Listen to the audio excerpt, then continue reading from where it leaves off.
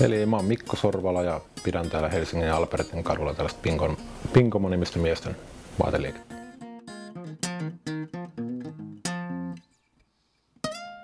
Se lähti siitä, että me oltiin tuollaisella pidemmällä moottoripyöräreissulla Intiassa kaverin kanssa ja siellä sitten oli aikaa miettiä, että mitä sitä tekisi isona.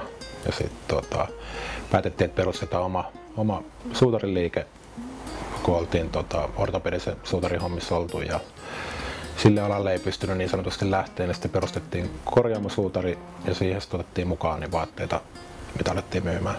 Ja sitten pikkuhiljaa siitä niin suutarihommat jäi pois ja kun vaatteet meni niitä edelleen, että nyt ei tehdä näitä suutarihommia.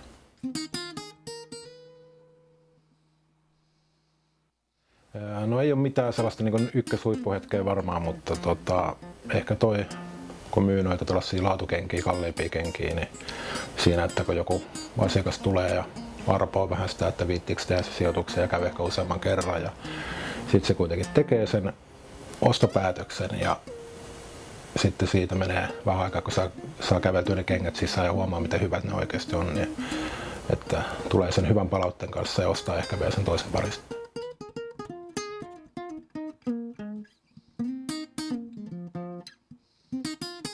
No kyllä on noin Red Wingin kengät, että niistä tykkään tosi paljon ja pystyn suutarin ammattini kautta myös seistä vahvasti niiden takana. Ja se, että nähdään niiden sitten ikääntyminen ja tämmöinen vuosien varrella, niin kyllä se on se tuote ehdottomasti.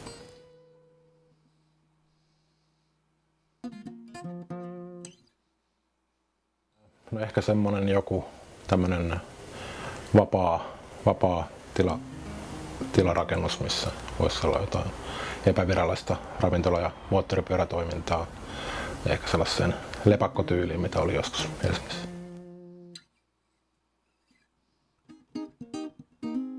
Varmaan tämä kaupungin kompakti koko täällä on helppo liikkua ja mennä paikasta toiseen, että voi melkein kävellä joka paikkaan. Ja sitten tietenkin toi luonnonläheisyys, että Nuuksion puistoon on matkaa parikymmentä minuuttia bussilla, että pääsee taas sitten ihan mettään. Niin tää on helppo paikka olla ja toimia.